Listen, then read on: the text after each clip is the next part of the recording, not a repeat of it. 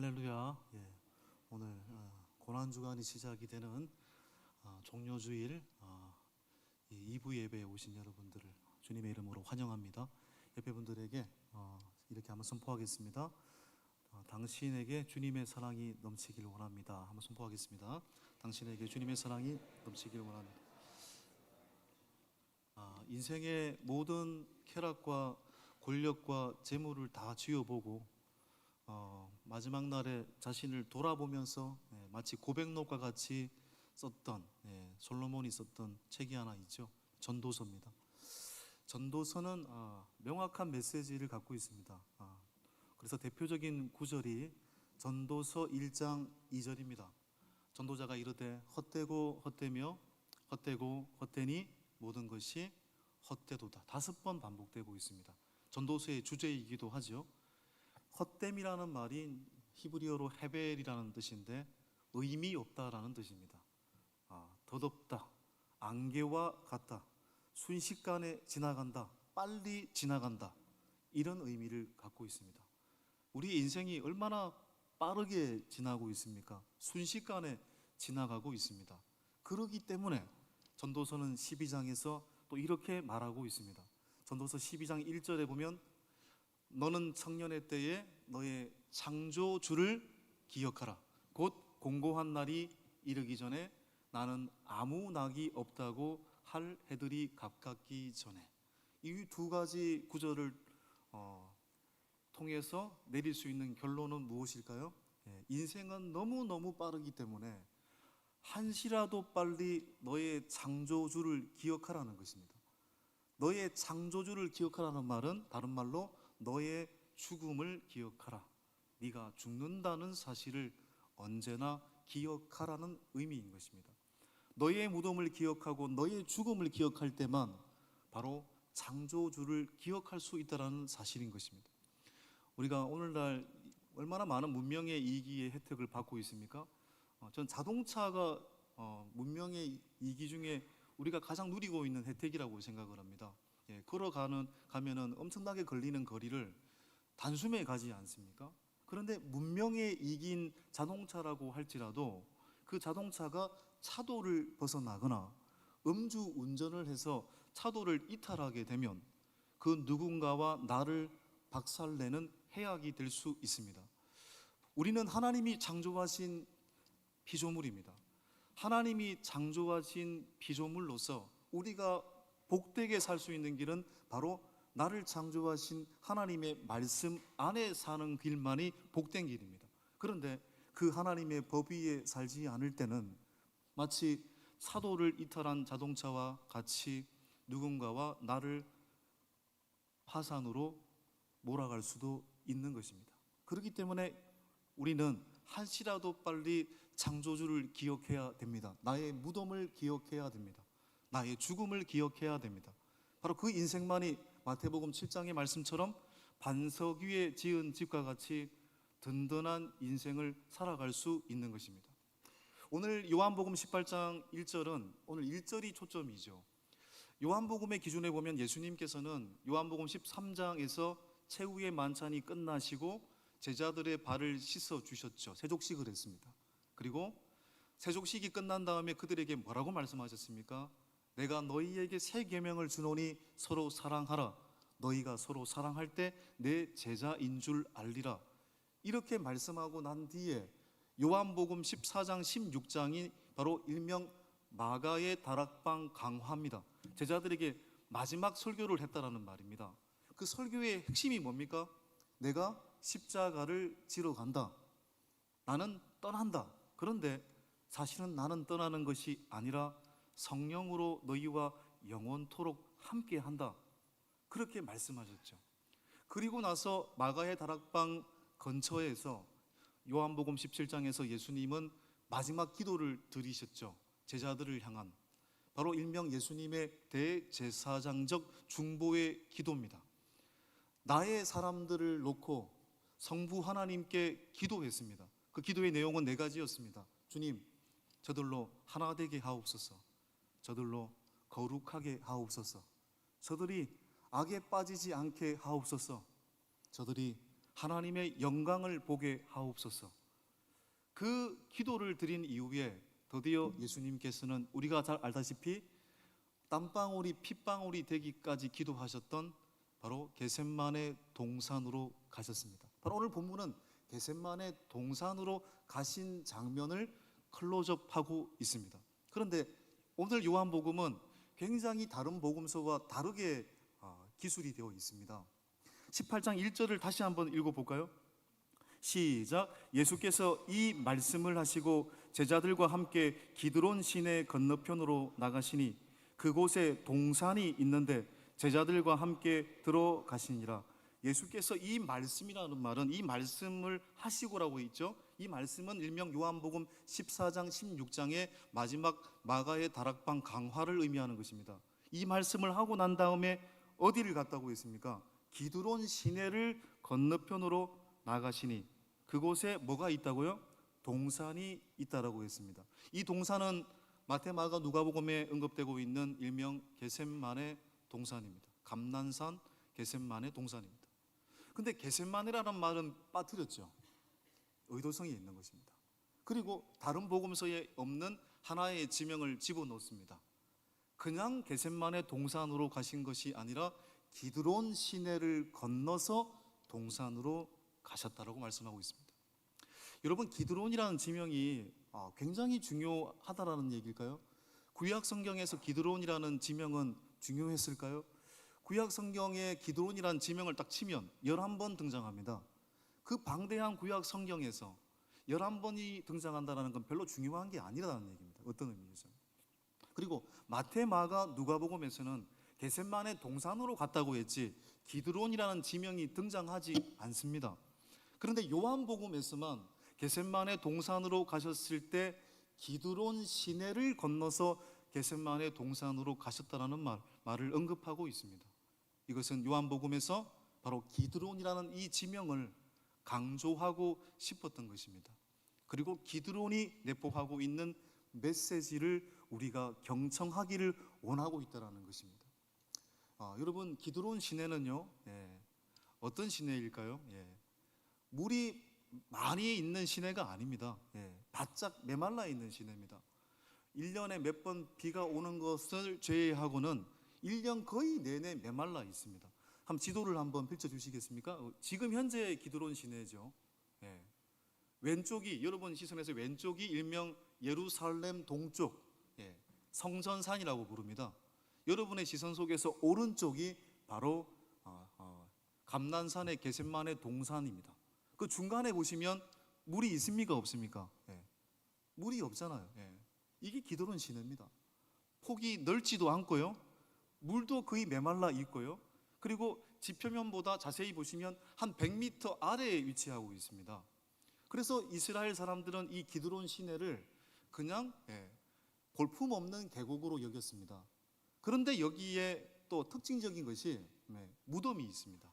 지표면보다 100m가 아래에 있기 때문에 여기에 무덤이 주로 있었습니다. 공동묘지. 특별히 누구의 묘가 있었을까요? 아버지 다윗을 향해서 칼을 겨누었던 압살롬의 무덤이 여기에 있습니다.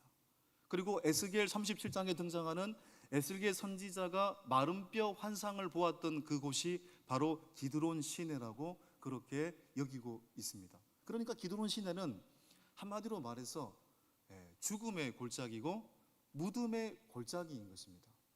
그런데 이 기드론 시내를 됐습니다. 주님께서 겟셋마네 동산으로 가기 위해서 건너셨다. 여러분, 주님께서 이 기드론 시내를 건넜던 이 시간은 언제였을까요? 어떤 때였을까요? 절기로 보면은 유월절 전날이었습니다. 유월절 전날에 뭘 합니까? 어린 양을 잡습니다. 어린 양을 잡죠. 유월절 되면은 이스라엘 사람들뿐만 아니라 전국 각지에서 그리고 외국에서 유월절을 지키기 위해서 많은 사람들이 모이지 않습니까? 그들이 전부 다 제물을 갖고 하나님께 나아가죠. 유월절 전날에 어린 양을 잡습니다. 이 시절에 어린 양의 개수를 어떤 주석에 보니까 25만 6천 마리가 잡혔다고 했습니다. 25만 6천 마리가 이미 예수님이 기드론 시내를 건너기 전에 이미 잡혔다. 그 잡힌 어린 양에게는 뭐가 흐릅니까? 피가 흐르지 않습니까?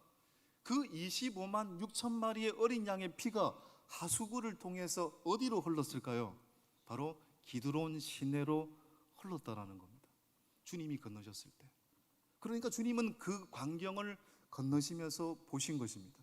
그리고 주님은 바로 그 다음날 어떻게 됩니까? 짐승을 대신해서 자신이 인류를 구원하기 위한 어린 양이 되셔서, 어린 양의 제물이 되셔서 십자가에 돌아가시지 않습니까? 그러니까 주님께서 겟세마네 동산으로 가시기 위해 기드론 시내를 건넜다라는 그 메시지는 아주 명확하게 우리 가운데 새겨지게 되는 것입니다. 주님은 기드론 시내를 건너면서 결국 무엇을 보았다는 겁니까? 자신의 죽음을 보았다는 말입니다. 곧 나에게 닥칠 십자가의 죽음을 보았다는 것입니다. 그리고 그 죽음을 수용했다는 것입니다. 주님께서 그 십자가의 죽음을, 그 기드론 계곡을 지나면서 나의 무덤을, 나의 죽음을 보았기 때문에 곧 겟세마네 동산에서 군병들에게 체포를 당할 때도, 십자가 위에서 죽을 때도 기꺼이 그 죽음을 수용했습니다. 만약 그렇지 못했다면, 기드론 시내를 건너지 않았다면 주님은 비굴해질 가능성도 있었을 것입니다. 그런데 죽음을 보았기에 그는 기꺼이 그 죽음의 길을 건넜다라고 말씀하고 있습니다. 그리고 그 죽음의 길을 건넜기 때문에 우리를 향한 영원한 부활자로 우뚝 설 수 있었던 것입니다. 여러분, 그런데 이 기드론 시내의 현실은 바로 어린 양의 피들이 흐르고 무덤들이 가득하고 죽음이 가득한 무덤의 골짜기고, 무덤의 골짜기가 죽음의 골짜기라고 말할 수 있는데, 그런데 이 기드론이란 뜻 자체는 반대로 역설적입니다. 히브리어로 기드론이라는 말은 백향목이라는 뜻입니다. 백향. 현실은 메말라 있고 현실은 무덤이고 현실은 죽음인데 기드론이 내포하고 있는 뜻은 백향목인 것입니다. 백향목의 시내라는 뜻입니다. 그러니까 이 말 자체가 이미 하나님의 진리인 것이죠. 무슨 말입니까?